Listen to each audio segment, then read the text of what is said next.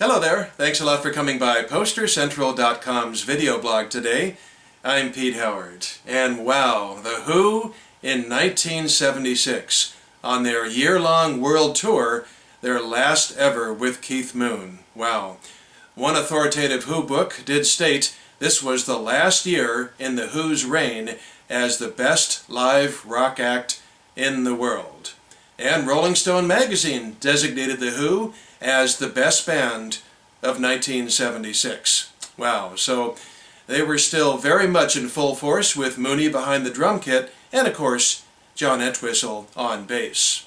This was actually about the time of this poster, February of 1976, 2.5 years before Keith died, but The Who didn't tour in 77 or 78. So, this was it for the original Core 4. And then, of course, you have this poster. Wow, right? Designed by the legendary German poster artist Günter Kieser. Well, perhaps you are familiar with some of his other work. Here's the most famous one. Yep, his famous Hendrix wire hair German concert poster from 1969. But boy, you know, he's really knocked it out with this one. What a striking image by Kieser. Absolutely, absolutely. In fact, the only sad thing about this design, which is often called the Devil's Head for short, is that best as we can tell, it was used for, hello, just 2 concerts. That's so sad. I mean, the Jimmy I just showed you was used for upwards of 7 or 8 shows, and a great Grateful Dead one he did in the early 70s was used for 2 tours in 1972 and 74. I blogged that one as well. But boy, you know, this one just was part of an extremely brief European tour. You almost can't use the word tour by The Who. They did this one show in Switzerland here, in Zurich, 1 show in Germany, and 2 in Paris, and that was it. Wow, so, but it's just so surprising this, poster didn't get disseminated more widespreadly, but Kieser posters never did stray too far beyond Germany. And speaking of Günter Kieser, it's equally surprising that his name credit appears nowhere on this poster.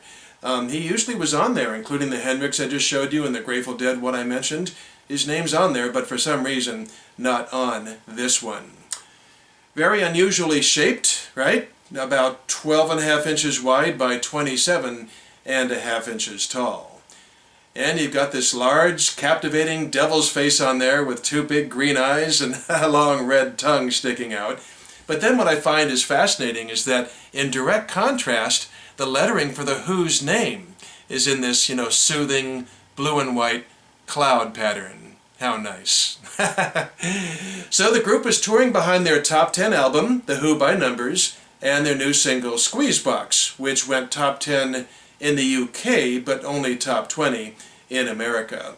But so you can't really call it the Who by Numbers tour though, because they were essentially doing a greatest hits set, opening with I Can't Explain and doing plenty of things from Who's Next. So, that's actually quite a good thing now that we know this was the last year touring with Keith Moon. It's great that they weren't doing 8 songs from the new album and ignoring all their classic material. It was pretty much a greatest hits set.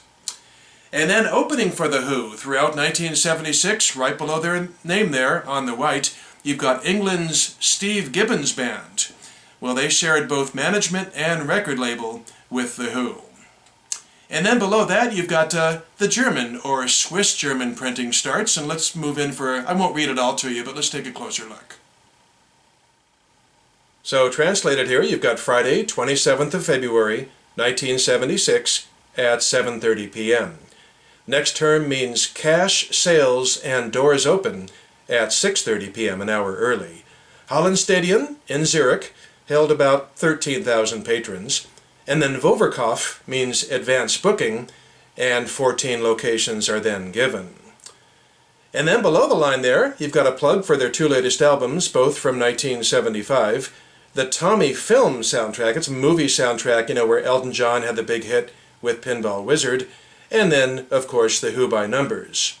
And then a little more translating down there in the lower right, it says, naturally on Polydor, and obtainable in your specialty store.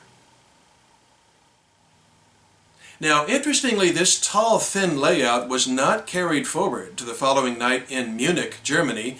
That poster had the same shape and size as most Keezers, very much a standard layout. In fact, here's an image I cribbed off the internet of the reproduction. And the internet is full of knockoffs and bootlegs of this particular night.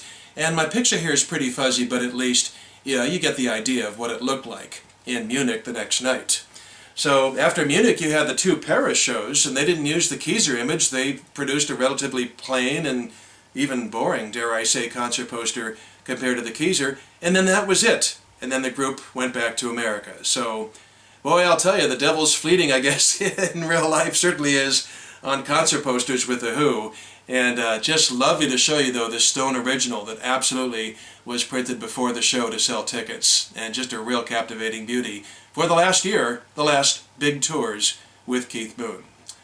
Thanks a lot for stopping by. Great to show this to you. Have a nice day, and we'll see you again for something soon. Bye-bye.